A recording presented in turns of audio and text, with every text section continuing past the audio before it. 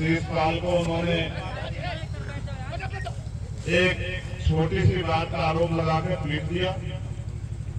शीशपाल घर आया, शीशपाल ने गुस्सा जाहिर किया तो उनके पिता ने कहा कि घर में शादी का समय है, झगड़ा नहीं सोचते, मैं उनके पिता को कह के आ जाता हूँ, वो उसको डांट देंगे। उनके पिता गए, उनका भाई गया तो उनके पिता को भी पीटा। अच्छे हथियार बना रखे हैं लोगों ने। मैंने अभी देखा लोहे के एक उसमें डंडे में चैन से वेल्डिंग कर रखा है।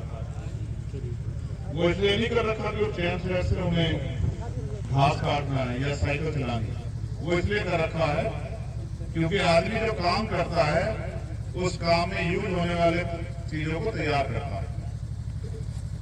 जैसे जो लोग खेती करते हैं तो वो टीलर, हैरो, इन सब चीजों की व्यवस्था करते हैं।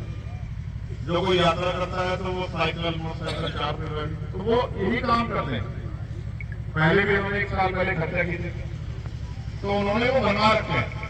असल में इन ताकतवर लोगों का काम ये है कि ये गरीबों को पहले शराब पिलाते हैं, शराब पिला के, क्योंकि पीने में अच्छी लगती है, नुकसान कुछ होता नहीं, फिर उनको कर्ज देते हैं आदि बनाते हैं। फिर उस कर्ज से उगाई के नाम पे उनकी जमीनों को बहुत कम पैसों में उनसे छीन लेते हैं, अपने नाम करा लेते हैं। ये इस तरह पैसे वाला बनना चाहते हैं। ये एक प्रक्रिया है जिस प्रक्रिया पे काम कर रहे हैं। अब गरीब आदमी इसका उधार है, वो सोचता है कि ठीक है भाई चलो जान करे। अब ये क्रिमिनल लोग हैं तो ये भी सोचते हैं कि चलो कम से कम जमीन ही जा रही है, जान तो सलामत, ऐसा नहीं तो क्रिमिनल लोग मारते। तो ये खेल यहाँ चल रहा है। अब आप देखो उत्तर प्रदेश सरकार जो जीरो टॉलरेंस की बात करती है, मुख्यमंत्री बहुत बड़े बड़े दावे करते हैं, दूसरे स्टेटों में जाकर कहते हैं कि उत्तर प्रदेश जैसी कानून व्यवस्था होनी चाहिए। 1-2 घंटे पुलिस को फोन करने के बाद पुलिस यहाँ नहीं आई और बताया गया कि जेवर की पुलिस आ जाती है लेकिन रघुपुरा की पुलिस नहीं आती।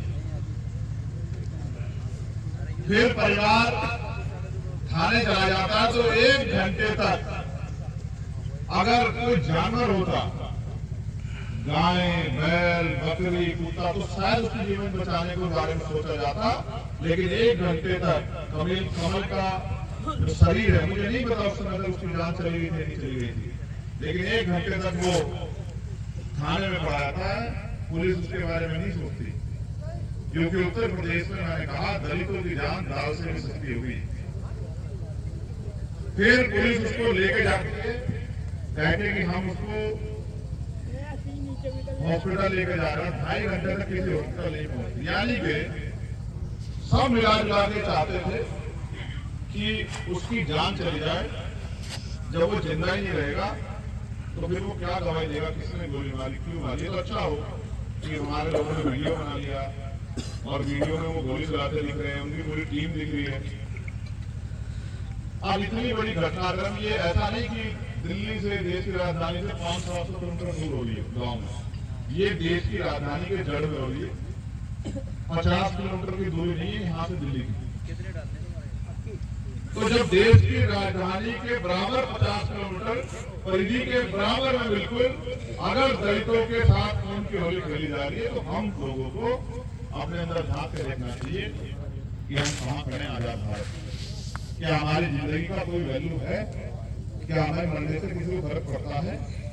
और जब हमारे जीवन की इतनी वैल्यू नहीं कि जैसा मैंने कहा कि कुत्ता, बिल्ली, घोड़ा, गधा, गाय कोई भी होती तो शायद उसके जीवन बचाने के बारे में सोचा जाता, लेकिन कमल के बारे में नहीं सोचा गया।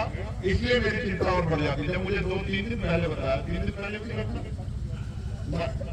15 को, आज 19 है, मैं झारखंड में था, मुझे बताया गया, मैंने यहाँ के अधिकारियों से बात की, फिर मेरी परिवार के लोगों से बात हुई, मैंने इनको विश्वास दिलाया कि आप अकेला मत समझना। कल शाम प्रचार खत्म हुआ, रात में आने का कुछ नहीं रहता। मैंने कल ही को खबर भेजी थी कि मैं परसों आ जाऊँ, लेकिन ऐसा नहीं ना कि मैं फॉर्मेलिटी करने आ जाऊँ, आया मिलके 2 मिनट बैठ के चला गया, ऐसा में क्या हो जाएगा, जरूर चली रहता। मुझसे कहा गया कि आप कल ही आ जाओ, मैंने कहा कोई फायदा नहीं हुआ कल आने का, कम से कम मेरे पास इतना समय हो कि मैं 2-4 घंटे पहले बैठ के समझ सकूं और फिर समझा सकूं। अभी 6 आरोपी गिरफ्तार हुए, 8 आरोपी बुरा मत मानिए,